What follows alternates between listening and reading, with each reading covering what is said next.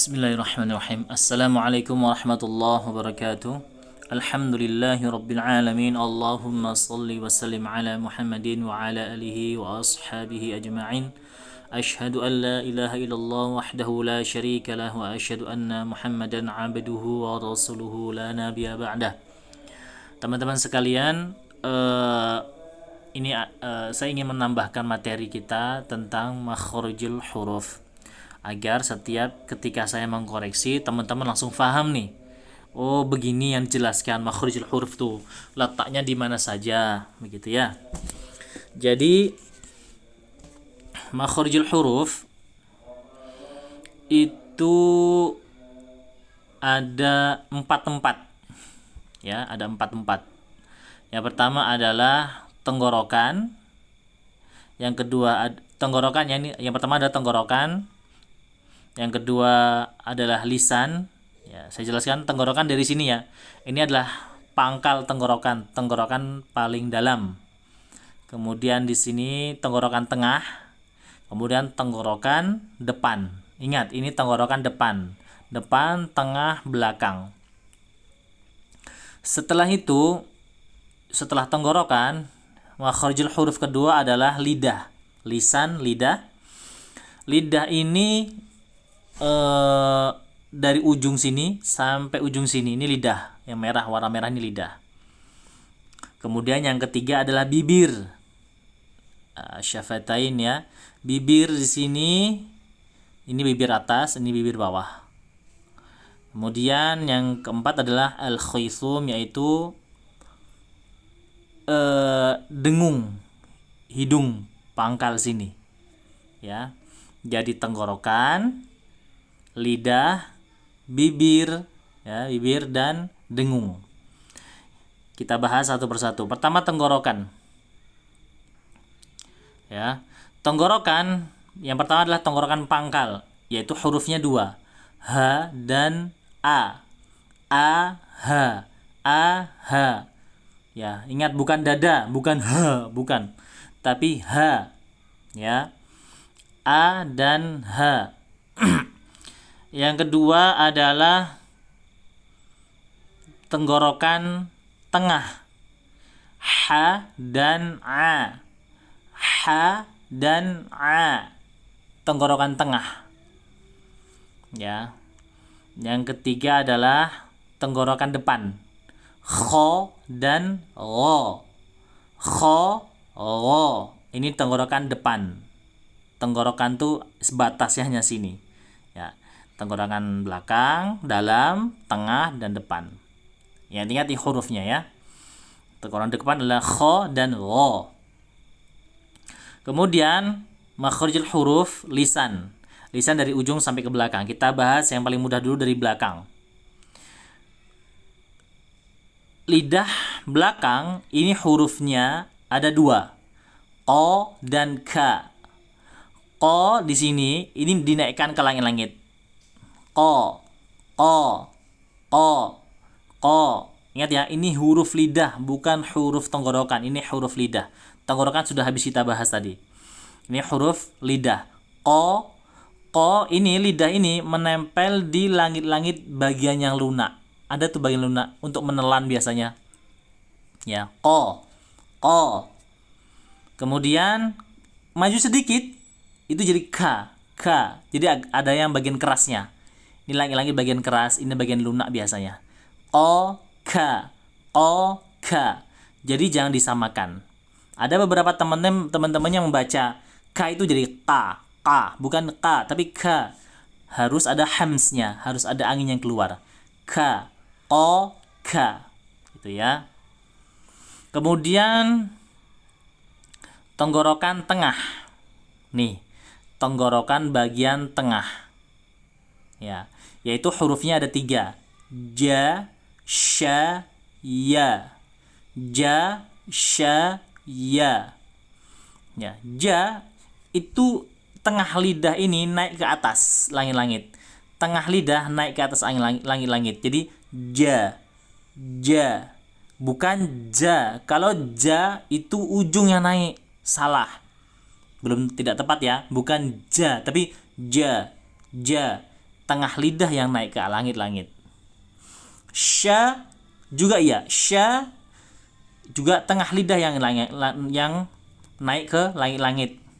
Nah, kemudian keluarkan anginnya dari sini. Sya, sya, sya, asya, ya, supaya dia deras anginnya.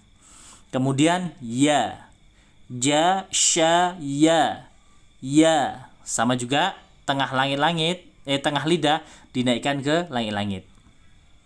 Ya, udah selesai ya. Ini tadi lidah paling pangkal, lidah tengah. Ingat-ingat teman-teman ya. Jadi insya Allah ketika nanti saya menjelaskan, mengkoreksi, saya jelaskan makhrijul hurufnya letaknya di mana, insya Allah langsung paham. Ya. Kemudian ini paling banyak ya, ujung lidah. Ujung lidah. Ujung lidah itu pertama ada ro. Ujung lidah letakkan di langit-langit. Langit-langit, tengah langit-langit ya. Ro. R, ro. Nah, supaya dia menebal jadi o, itu dinaikkan. Pangkal lidah di sini dinaikkan juga.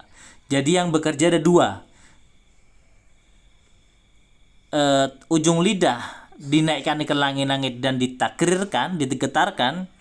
Yang kedua, pangkal lidah itu dinaikkan juga ke langit-langit agar supaya menebal. Makanya ada namanya ro tafkhim, ada ro tarkik. Kapan ro itu dibaca tipis dan tebal? Nanti kita bahas di kelas 2 insyaallah. Yang jelas ketika ro berbaris fathah itu tebal, berbaris dhammah juga itu tebal. Tapi ketika dia berbaris kasrah jadi tipis. Ri, bukan ri, tapi ri. Ya. Ro, ri, ru. Ro, ri, ru. Ya. Jadi dia tebal ketika fathah dan dhammah. Dan ada nanti materi berikutnya yang lumayan banyak ro, kapan dibaca tipis dan kapan dibaca tebal, itu nanti di tahsin kelas 2 insyaallah. Akan kita bahas supaya tidak terlalu banyak materi, nanti sulit jadinya. Ya. Nah. Jadi ini ro diangkat, ditakrirkan, digetarkan supaya tebal, ini dinaikkan. Ro, ro, ro. Nah, gitu ya. Kemudian na. Na ini letakkan di depan ro sedikit. Na. Anna. Gitu ya. Jelas kan? Kemudian la. Depan lagi sedikit. La. Ingat ya, ini di langit-langit. Jangan terlalu digusi. Kalau digusi nanti jadi la, nggak bagus. Jadi di langit-langitnya. La. Nah, ingat ya, di ro, na, la ini hampir sama letaknya. Hampir sama. Kemudian ada ujung lidah diletakkan di tempat tumbuhnya gigi atas. Ini gusi.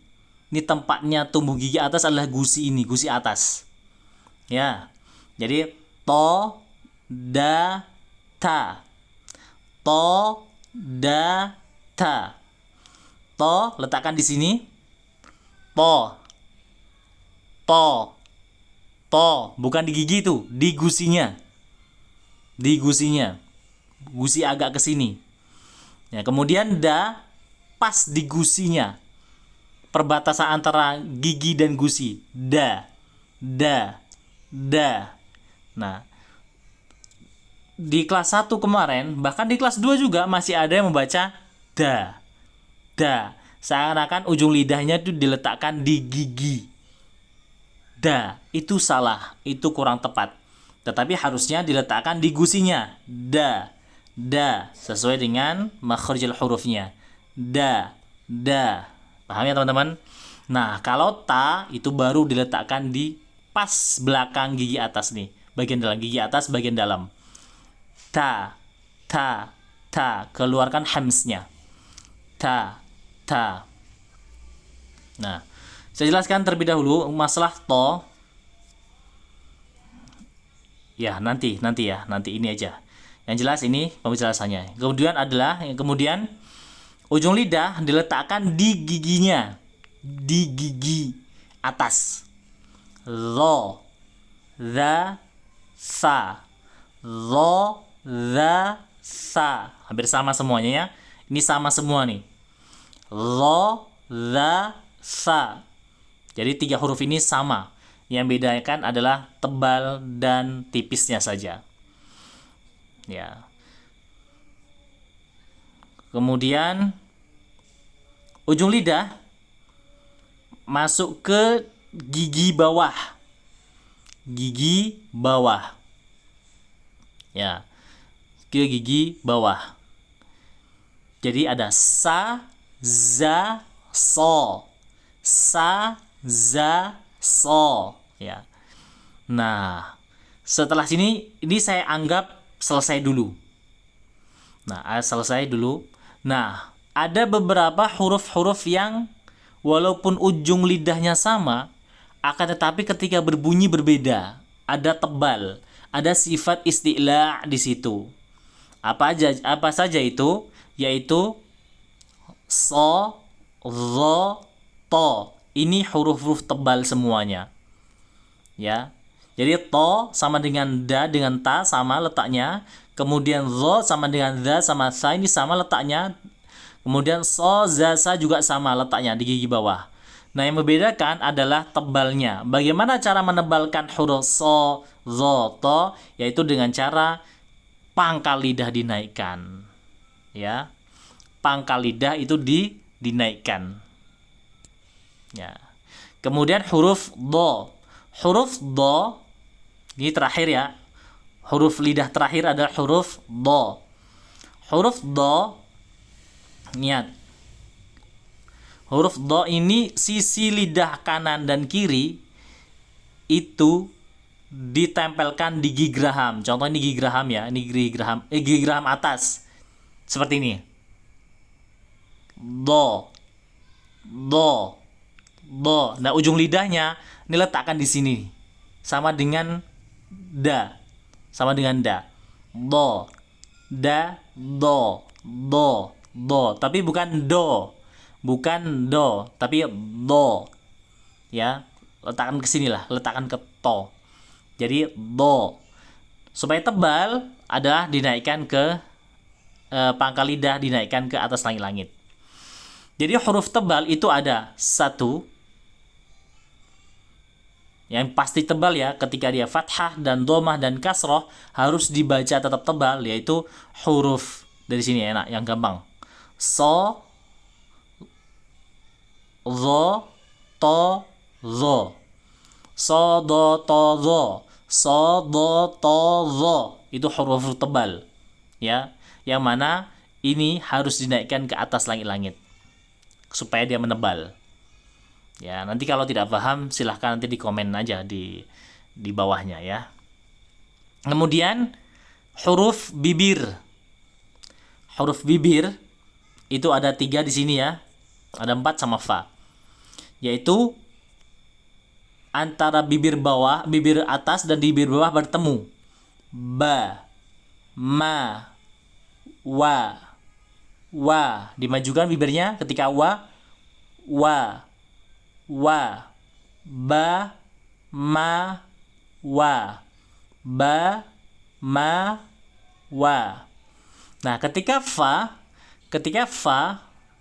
itu bibir bawah dan gigi atas bertemu. Fa, fa, fa. Itu teman-teman ya. Jelas ya. Nah, kapan dengung terjadi? Dengung terjadi nanti kalau kita belajar tentang dengung. Contohnya seperti nun bertasydid, mim bertasydid. Summa itu harus pergi ke hidung supaya dia gunnah. Inna. Kemudian bacaan seperti ikhfa. Kemudian idgham bi gunnah. Kemudian iqlab dan idgham mimi. Itu ya, saya ulangi. Jadi ketika kapan terjadinya gunnah, yaitu mim bertasydid, nun bertasydid. Summa Inna harus ada bantuan ke hidung. Kemudian ikhfa, ya, nun mati atau nun sukun bertemu dengan 15 huruf ikhfa. Gini, yang paling gampang menjelaskan seperti ini. Ketika nun sukun dan tanwin bertemu dengan 8 huruf, yaitu hamzah, ha, ha, kha, ain, ghain, lam, ra, maka tidak boleh dengung. Selain dari 8 huruf itu dibaca dengung. Mudah kan? Nah, itu ada di video saya di YouTube saya, sudah ada saya jelaskan dengan mudah. Kita tidak harus menjelaskan atau menghafal hukum-hukum tajwid, istilah-istilah tajwid yang terlalu banyak itu. Ya. Kemudian ada mim sukun. Kapan mim sukun itu dibaca dengung? Ketika mim sukun itu bertemu dengan huruf mim dan ba. Selain dari huruf mim dan ba, maka tidak boleh dibaca dengung. Selesai semuanya. Nah, itu sudah saya bahas dengan sangat mudah sebetulnya teman-teman. Hanya saja mungkin kita butuh proses untuk memahaminya. Tapi insya Allah sangatlah mudah. Ya. Nanti jika tidak paham di sini silahkan berikan tanggapan, bertanya, silahkan bertanya. Ini hanya materi tambahan, mudah-mudahan difahami. Subhanakallahumma wa bihamdika asyhadu an la ilaha illa anta astaghfiruka wa atubu ilaih. Assalamualaikum warahmatullahi wabarakatuh.